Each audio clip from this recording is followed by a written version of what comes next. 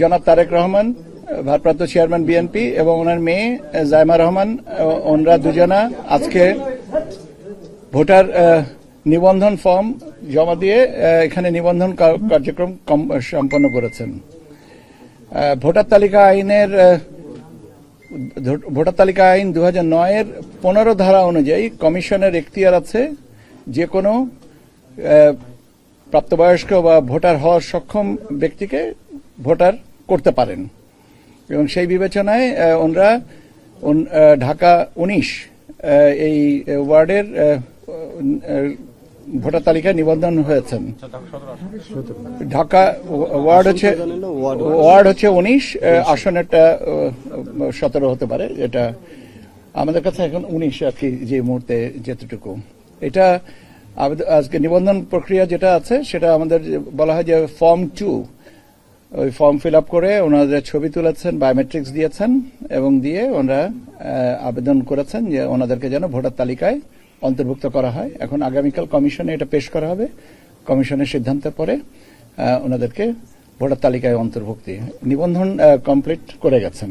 এখন নিবন্ধন কমপ্লিট করে গেলেও এখানে আমাদের প্রসেসের জন্য সময় লাগে, কারণ এটা আপলোড করে আপনার ওনাদের ফিঙ্গারপ্রিন্ট এবং সিগনেচার ম্যাচিং, ফেস আইডি, সেগুলোকে ম্যাচিং করতে হয়। ম্যাচিং করার পরে কনফার্ম হলে তখন আর কি ওনাদেরকে একটা ভোটার আপনার আমরা এনআইডি নাম্বার যেটা বলি সেই নাম্বারটা দেওয়া হয়। তো এটা করতে কিছু সময় লাগবে, তো আই বিলিভ এটা আজকের ভিতরে কমপ্লিট হয়ে যাবে। ঠিক আছে,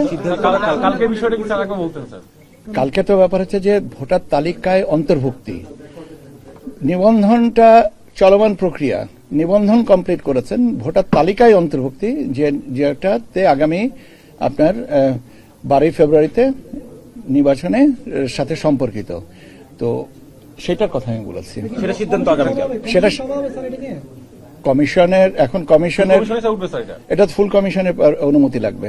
সেক্ষেত্রে কালকে কি সম্পূর্ণ হবে, যেহেতু সোমবার হচ্ছে শেষ দিন মনোনয়নপত্র জমা দেওয়া? আমাকে বলার সুযোগটা তো দিবেন। কমিশন তো আছেন সবাই এখানে, কমিশনের কালকে কমিশন, আপনারা জানেন কমিশনের সিদ্ধান্ত, কমিশনের অনুমতি দুভাবে পাওয়া যায়, একটা হচ্ছে আনুষ্ঠানিক সভা করে, আর একটা হচ্ছে নথির মাধ্যমে। এখন কমিশন যে পদ্ধতিতে অনুমোদন করবেন সেটা আমরা নথি উপস্থাপন করব নিষ্পত্তির জন্য। কমিশন যদি বলেন যে সভা করবেন তাহলে সভা করবেন, আর যদি মনে যে নথিত প্রক্রিয়াজাত করে দিবেন, এটা তো কমিশনের এখতিয়ার। আমার দায়িত্বটা হচ্ছে কমিশন পর্যন্ত পৌঁছানো, এটা আগামীকালকে করব। আপনাদের বিষয় প্রশ্ন আছে, সেটা হচ্ছে যে সীমানা নির্ধারণ নিয়ে আপনাদের একটা অসহায় আত্মসমর্পণ দেখেছি স্যার, এবং এটাতে আপনাদের আপিল করার সুযোগ ছিল বা একটা জায়গায়, কিন্তু আপনারা সেদিকে যাননি কেন? আসলে আমরা এটা আপনাদের বিষয়টা আজকের জন্য প্রাসঙ্গিক না, কিন্তু আপনি যখন প্রশ্ন করেছেন আমি একটা প্রশ্নের উত্তর দেবে, এ প্রসঙ্গে আর কোন সম্পূরক প্রশ্নের উত্তর দেব না।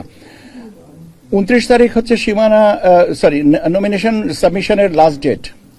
জানা মতে আদালত 4 তারিখে শুনানি নেবেন। 4 তারিখের পরে আমরা মহামান্য আদালতের প্রতি সম্মান রেখেই বলছি 4 তারিখে যে আপিল আমাদের সিএমপি সেটাতে যেটা দাখিল করা আছে সেটা আমাদের পক্ষের রায় আসবে কি না আসবে এটা তো আমরা জানি না, কিন্তু এর সাথে পোস্টাল ভোটের একটা ব্যাপার আছে। যারা যে ইউনিয়নগুলো বিচ্ছিন্ন হবে বা পুনর্গঠিত হবে সেই ইউনিয়নের রিটার্নিং অফিসারের ঠিকানা বদল হয়ে যাবে।